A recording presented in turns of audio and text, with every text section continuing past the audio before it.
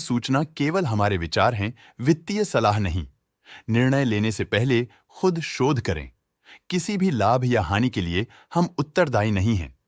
Polycab India ने अपनी नई शेयर होल्डिंग रिपोर्ट्स रिलीज की हैं, जो फाइनेंशियल ईयर के क्वार्टर और पहले हाफ को कवर करता है, जो सितंबर 2024 के 30 तक चलता है। ये रिपोर्ट कंपनी के शेयर्स की डिटेल्ड जानकारी देता है, जिसमें promoters, promoter groups, foreign investors, public investors और सरकारी एंटिटीज शामिल हैं। प्रमोटर्स शेयर होल्डिंग 2024 के जून में 65.02% से 2024 के सितंबर में 63.06% तक डिक्रीज हो गया। ये डिक्रीज दिखाता है कि इस टाइम पीरियड में कंपनी पे प्रमोटर्स का कंट्रोल कमजोर हुआ है।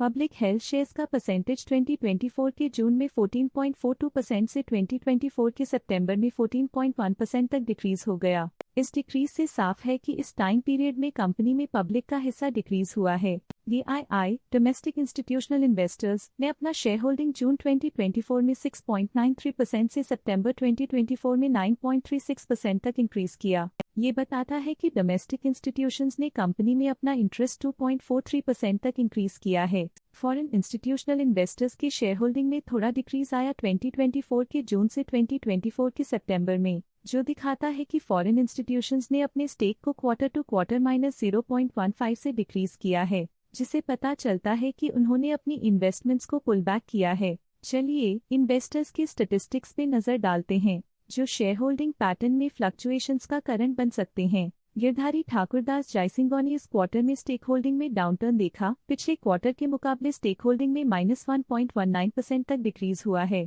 इंदर टी जयसिंघानी इस क्वार्टर में स्टेक होल्डिंग में डाउनटर्न देखा। पिछले क्वार्टर के मुकाबले स्टेक होल्डिंग में -0.5% तक डिक्रीज हुआ है। अजय टी जयसिंघानी इस क्वार्टर में स्टेक होल्डिंग में डाउनटर्न देखा। पिछले क्वार्टर के मुकाबले स्टेक होल्डिंग में -0.33% तक डिक्रीज हुआ है। रमेश टी जयसिंघानी इस क्वार्टर में स्टेक होल्डिंग में डाउनटर्न देखा। पिछले क्वार्टर के मुकाबले स्टेक होल्डिंग में -1.33% तक डिक्रीज हुआ है। भारत जयसिंघानी इस क्वार्टर में स्टेक होल्डिंग में डाउनटर्न देखा। पिछले क्वार्टर के मुकाबले स्टेक होल्डिंग में -0.17% तक डिक्रीज हुआ है। निखिल रमेश जयसिंघानी इस क्वार्टर में स्टेक होल्डिंग में डाउनटर्न देखा। पिछले क्वार्टर के मुकाबले स्टेक होल्डिंग में -0.1% तक डिक्रीज हुआ है। करीना सी मौर्यानी ने इस क्वार्टर में स्टेक होल्डिंग में कमाल का सुधार दिखाया है, जिसमें 0.04% तक एक इम्पॉर्टेंट इंक्रीज देखा गया है। जूही हेमंत रामनानी ने इस क्वार्टर में स्टेक होल्डिंग में कमाल का सुधार दिखाया है, जिसमें 0.04% तक एक इम्पॉर्टेंट इंक्रीज देखा गया है। आकांक्षा पंजाबी इस क्वार्टर में स्टेक होल्डिंग में डाउनटर्न देखा। पिछले क्वार्टर के मुकाबले स्टेक होल्डिंग में -0.02% तक डिक्रीज हुआ है। रितिका निखिल जयसिंघानी इस क्वार्टर में स्टेक होल्डिंग में डाउनटर्न देखा। पिछले क्वार्टर के मुकाबले स्टेक होल्डिंग में -0.03% तक डिक्रीज हुआ है।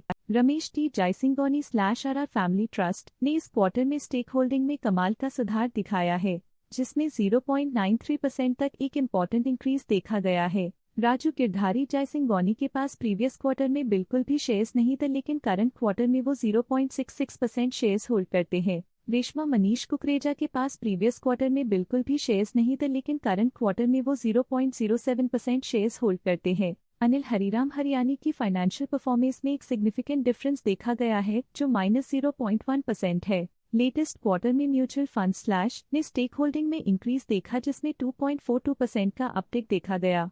DSP equity and bond fund ने अपने हिस्से को पिछले क्वार्टर में 1.41% से डिक्रीज करके 1.26% पे ले आए हैं। ये कंसेक्यूटिव क्वार्टर्स में -0.15% स्टेक्स डिफरेंस दिखाता है। ऑल्टरनेट इन्वेस्टमेंट फंड्स ने अपने हिस्से को पिछले क्वार्टर में 0.79% से डिक्रीज करके 0.68% पे ले आए हैं। ये कंसेक्यूटिव क्वार्टर्स में -0.11% स्टेक्स डिफरेंस दिखाता है।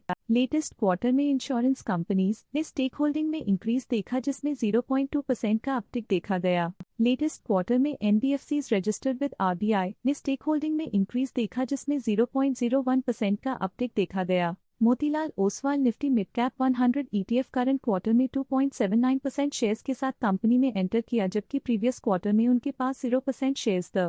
बैंक्स करंट क्वार्टर में 0% शेयर्स के साथ कंपनी में एंटर किया, जबकि प्रीवियस क्वार्टर में उनके पास 0% शेयर्स थे।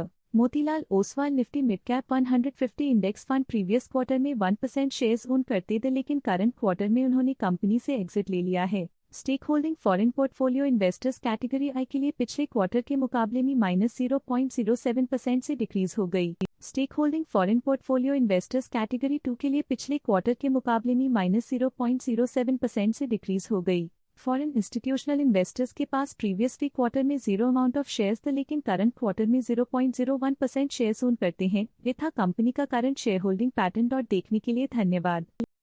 स्टॉक लेटेस्ट न्यूज अपडेट के लिए चैनल को सब्सक्राइब करें और वीडियो को लाइक एंड शेयर करें।